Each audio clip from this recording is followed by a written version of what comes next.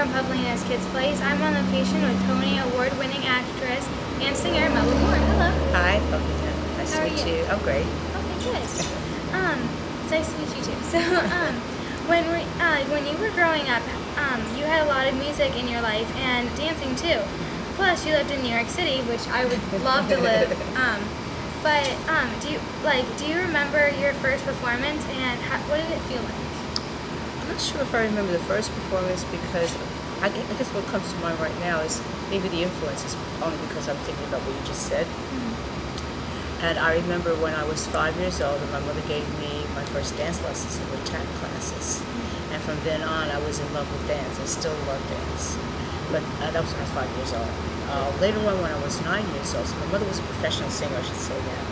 She was also a single parent, so my family structure was very disruptive. And that's very important to have either siblings or parents or cousins, and that family support, that little community that supports each other when you first come into this life. But that was very scattered for me. But my mother married my stepfather, and he had a son and a daughter. So then I moved to Newark, New Jersey. Have you ever heard of that? Well, it's right across the river from New York. It's a big city, but it's Newark, New Jersey. And there I had a sister and a brother, mother and father. My stepfather's mother was alive, so I had a grandmother. I actually really had a whole family. And my stepfather was and still is a musician. And actually, that's when music became a centerpiece of my life. And so my brother, my sister, and I used to sing together. We all took piano lessons, and we went through elementary and junior high school with music as the centerpiece of our lives. Then I went to music and art high school in Newark, New Jersey. And I know you heard about the one on Fame in New York. Well, ours was first. Yeah. So from there, I went to Teachers University because I was going to major in music education. And after I taught vocal music in the public schools for about a year and a half, then I determined I really wanted to try just to be a straight artist, not to teach it. And I can't remember my first performance. There were a lot of good things that happened, and I got involved with studio singing, which is backup work. So those are the first performances that I really had, and from that I got to, I wasn't auditioned for, but I was invited to be in the cast of Hair, so that's how I got my first Broadway show. So I guess that was my real first performance and continuing performance and really kind of learning on the job. The others were in the classroom and study and lots of practice and study before that. Nice. Okay. Good. So kids today have all kinds of obstacles growing up. What kind of obstacle did you have, and how did you overcome or deal with it? Okay, well, I think the first problem that we all had in the beginning is what is the family structure? You really need to have, if you could, a father in the house. We have a big problem with fathers not being in the house these days. We have a difficulty with mothers being too young or not able to really take on the responsibility of being mothers and caring for children. So those are the first obstacles that you have to overcome. And I don't think kids can overcome them. They have to have adults and support systems to help do that. So we need the schools to help us. We need extended family. We need clubs and hobbies and different things to fill our lives so that we can have positive influences to give us inspiration. Because you want to know, well, how did you do this and how did you do that? So you have to have examples of that. I don't know if I'm answering your question the right way. Okay, good. So, like, being a teacher, did that have you approach, like, your career differently, maybe, like, more serious? I believe so. That's a very good question. I often, like, was very upset that I wasn't able to go right into the arts, because once you get that bug, you just want to do it. You just, and then you see so many people on the stage, and they inspire you, so you want to do it. So I was just really disappointed about having to teach it instead of do it. Yeah. But the first thing I learned about being in the classroom is connecting with other people, and that if you don't satisfy their needs, they can't satisfy yours. So you learn to look in someone else's face and really kind of see yourself and see, oh, I was there. Oh, they're kind of scared. I can put them at ease. Yeah. Or, well, they don't know. Oh, I'm sorry. That's fine.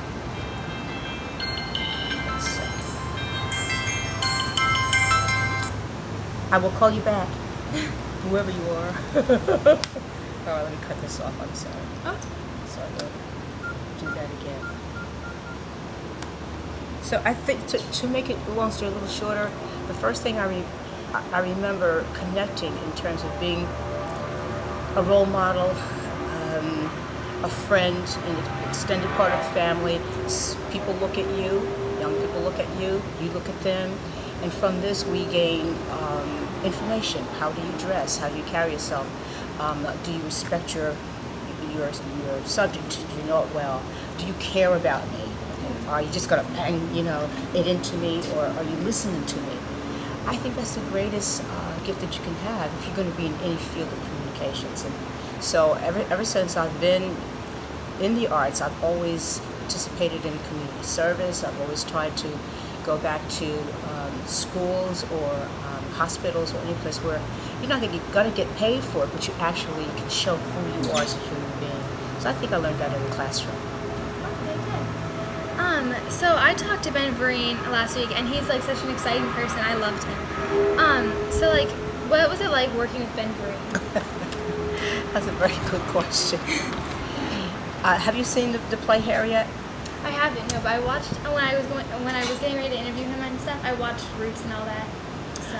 Okay, well, we see his energy and how incredibly vital and vibrant he is. Well, in the Broadway play Hair, most of us were picked because we didn't have any acting experience. Yeah. And I didn't know anything about Ben.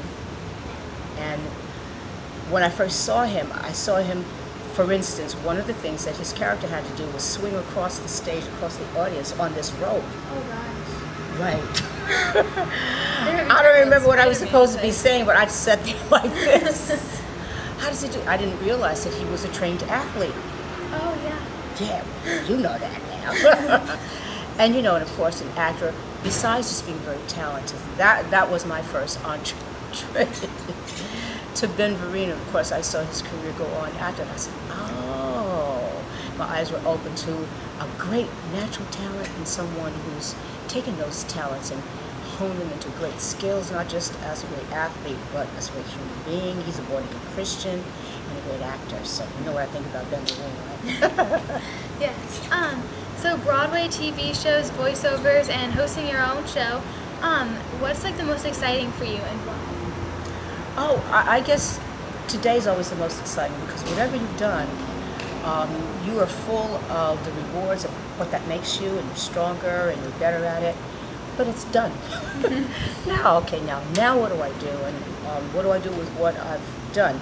So the thing is I'm here in town to do Frat House, and that's a play being done at Bethune-Cookman College by the students.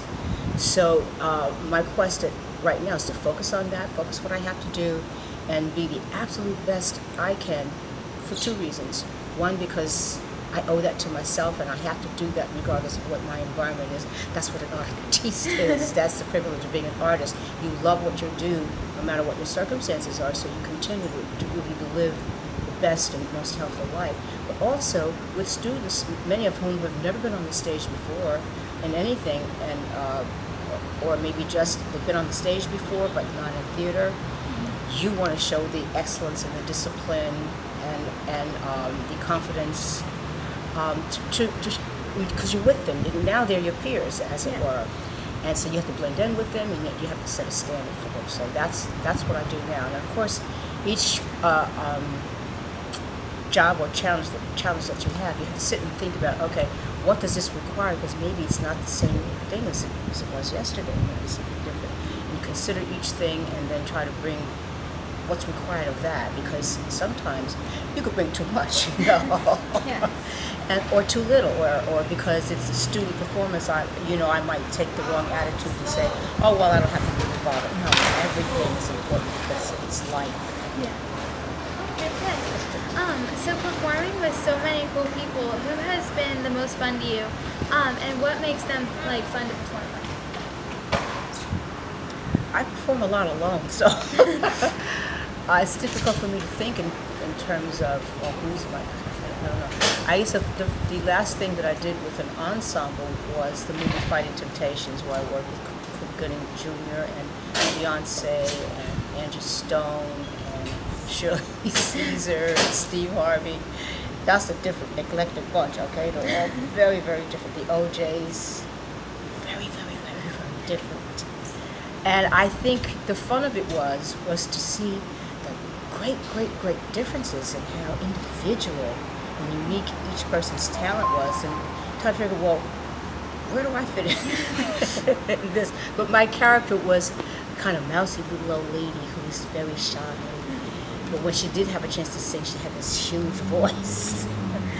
But needless to say, it was a comedy. And I think I really enjoyed comedy above other things. I don't know, perhaps because some of the things that make things funny or are really quite unique and genius. And also the obvious thing, laughing is such a healer.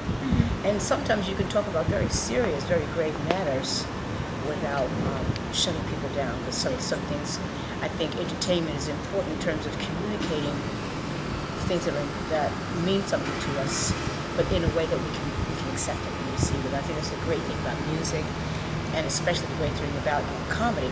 But of course, we all know what drama does. It rivets us and it makes us really focus in on whatever the message is. So, did I answer your question? Yes. I go all over the place, but... That's fine. So you're starring in Frat House, which is on tour. And how did you prepare for that? Well, I'm just a guest, and there's not a lot of preparation that I had to do except to collaborate with the writer and director, Darryl Hall, to find out how he wanted to see my personality.